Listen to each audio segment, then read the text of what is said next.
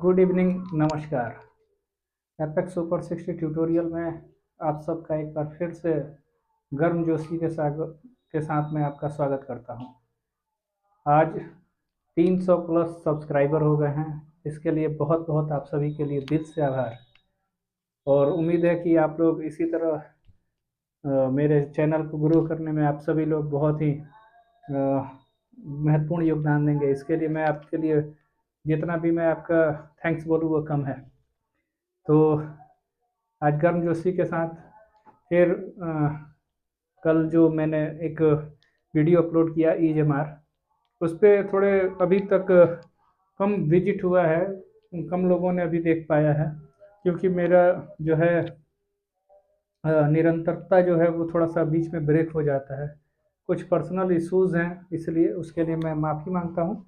फिर भी आप सभी के सहयोग से 300 प्लस जो सब्सक्राइबर हुए उसके लिए ढेर सारी आप सभी को बधाई। आगे आज स्टार्ट करना है वाजवर। कल के क्लास में मैंने आप लोगों को बता दिया था EMR का प्रयोग, उसी कड़ी में हम लोग आज चलना है वाजवर। अच्छा, इसको वेर पढ़ना है वाजवर, ठीक है। ये नहीं कि ये वाज और वेयर पढ़ दिए तो ये गलत होगा। वाज और वर ही पढ़िए इसको। इसका जो हिंदी बनता है वो था, थे और थी, ये याद रखना है। आज हम लोग स्ट्रक्चर 2 कंप्लीट करेंगे, स्ट्रक्चर 2, ठीक है। इसका भी ध्यान रखना है। तो सेंटेंस जब आपको दिखाई दे, यदि शुरू में सेंटेंस के अंत में है, हूँ, हो दिखे तो उसको प्रेजेंट जानना है। सॉरी, था, थे, थी हो तो उसको पास्ट समझना है, और आगे की हो तो उसको फ्यूचर में समझना है। तो आज उसी कड़ी में वाज वर्ग का प्रयोग हम लोग पढ़ने जा रहे हैं। जैसे एग्जाम्पल के साथ अगर समझें तो कह सकते हैं वह गरीब था, वे लोग अमीर थे, राधा सुंदर थी, ठीक है। इस टाइप के सेंटेंस देखिए, था, थे, थी, सिंपल सेंटेंस है। और इसका पहचान करने का यही तरीका है कि अंत में उसको जाइए और देखिए कि उस किस सेंटेंस में है, प्रेजेंट में है, पास्ट में, फ्यूचर में है। अगर पास्ट में है तो उसका स्ट्रक्चर सब्जेक्ट, सब्जेक्ट के साथ आपको वाजवर प्लस ऑब्जेक्ट। ऑब्जेक्ट में अभी हम लोग एडजेक्टिव पर केवल फोकस किए हुए हैं। इसके बाद जब ग्रामर का पोर्शन में स्टार्ट करूंगा, जब नाउन पढ़ाऊंगा तो मैं वहाँ पे आपको वो क्लियर करूंगा। उसके बाद जब ट्रांसलेशन का जो फेज आएगा उसमें मैं इसको क्लियर करते हुए आगे हम लोग बढ़ेंगे, ठीक है। तो इसको बनाने के लिए तरीका सीखते हैं। उम्मीद है कि ये कवर कर पाए। आई, ही, शी, इट और थर्ड पर्सन का कोई भी सब्जेक्ट हो सिंगुलर में तो उन सब के साथ अब वाज का प्रयोग करना है प्लस ऑब्जेक्ट, ठीक है। शायद ये वाला पोर्शन नहीं दिखाई देगा तो मैं यहाँ पे लिख दे रहा हूँ।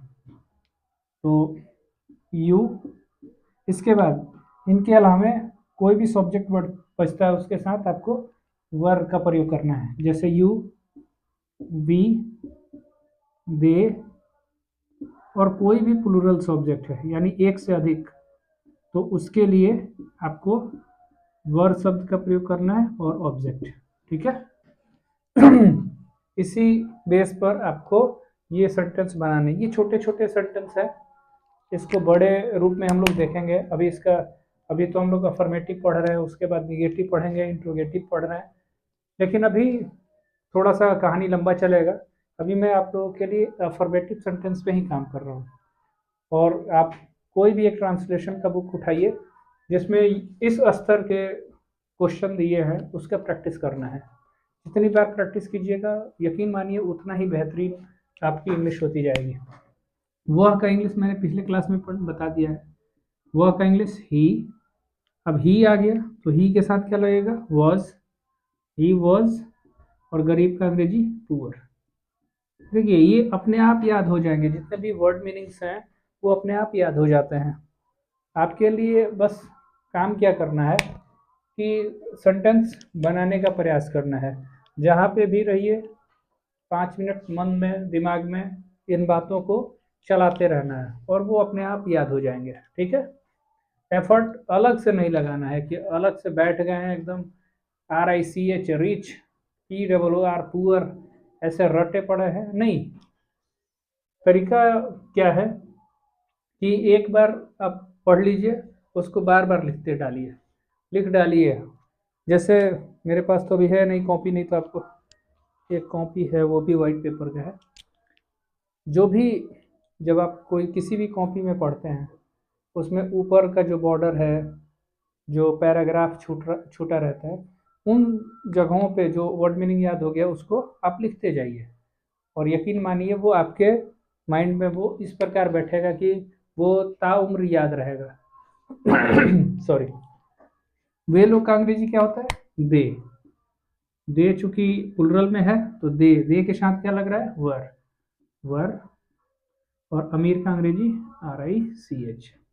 उसी तरह राधा सुंदर है, राधा का अब ये पीछे मैंने पढ़ा दिया है पिछले क्लासों में कि नाम कैसे लिखते हैं। राधा सिंगुलर है, थर्ड पर्सन का सिंगुलर सब्जेक्ट है तो क्या लगेगा? थर्ड पर्सन का सिंगुलर सब्जेक्ट है तो वॉज का प्रयोग, तो राधा वाज ब्यूटीफुल।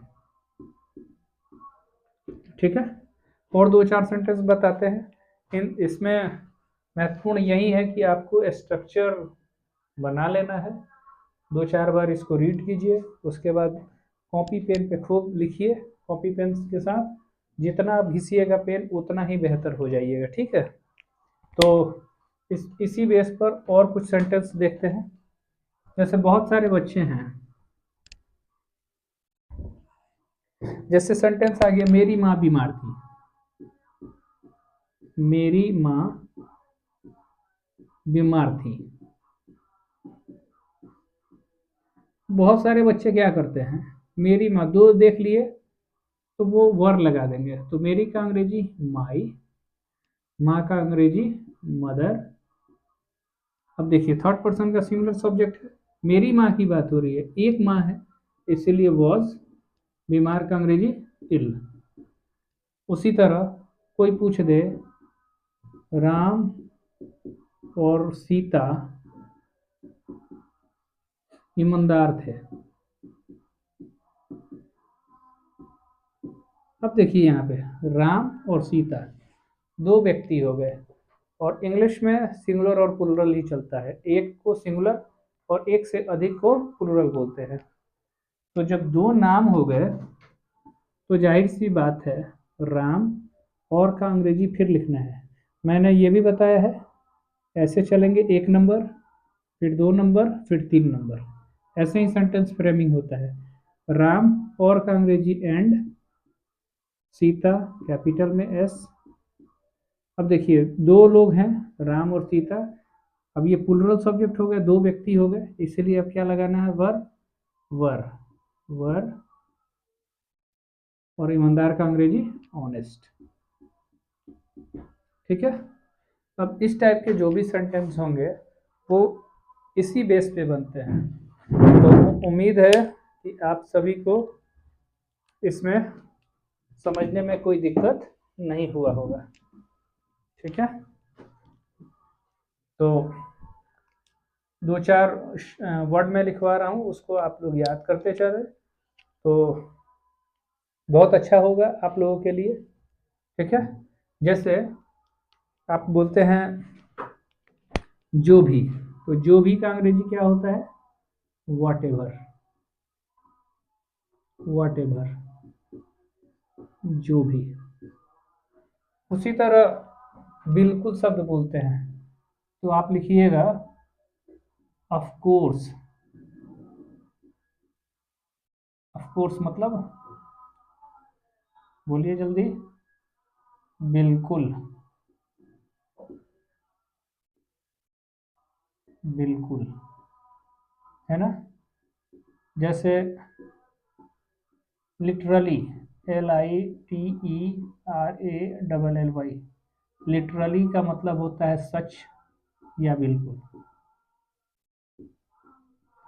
उसी तरह एनीवे, एक शब्द आजकल चल रहा है एनीवे। एनीवे का मतलब हो गया खैर, क्या बोलते हैं, खैर चलिए कोई बात नहीं, खैर या फिर जो भी हो। ठीक है, ये 4 वर्ड मीनिंग आप याद करें और उम्मीद है कि आपका वर्ड पावर जो जिनका एकदम कमजोर है वो भी सही हो जाएगा। मेरे साथ बोलेंगे व्हाटएवर, जो भी, ऑफ कोर्स, बिल्कुल, लिटरली, लिटरली, सच या बिल्कुल, एनीवे, एनीवे, खैर या जो भी हो, है ना। तो इसका यूज भी करना है, जो भी हो देखा जाएगा। तो आप व्हाटएवर शब्द का यूज करें। कभी कभी बोलते हैं कि हाँ क्यों नहीं, बिल्कुल बिल्कुल चलना है, तो ऑफ कोर्स वहाँ पे यूज कीजिए। लिटरली मतलब सच में, ये तो पिक्चरों में आजकल बहुत ज़्यादा यूज होता है लिटरली। एनीवे, खैर जो है देखा जाए। तो इन शब्दों का प्रयोग भी आपको सीखते जाना है। वर्ड मीनिंग का वो कॉपी बना लीजिए और उस पर ये लिखते चले जाएंगे। उम्मीद है कि ये कटा नहीं होगा। ठीक है, तो मेरे प्रयास से यदि आपको थोड़ा सा भी हेल्प मिल रहा है आपको सीखने में, तो मेरे प्रयास के लिए लाइक, शेयर और सब्सक्राइब ज़रूर करें। और अपने परिजनों के पास, अपने मित्रों के पास, ग्रुप में, जितने भी ग्रुप हैं, अगर आप लोग एक एक कदम उठाइएगा तो विद इन कुछ दिनों में मैं 500 का जो सपना देख रहा हूँ वो पूरा हो जाएगा। और ये आपके बिना संभव कभी नहीं हो सकता है। इसलिए आप लोग अपना कीमती समय निकालें और इसको वॉच कीजिए। अच्छा लगता है तो ज़रूर आप अपना एक मेरे चैनल के ग्रो करने में आप अपना एक अहम योगदान दीजिए। इसके लिए मैं आपके लिए बहुत बहुत आभार प्रकट करता हूँ। फिर मिलते हैं एक नए वीडियो में, तब तक के लिए जय हिंद।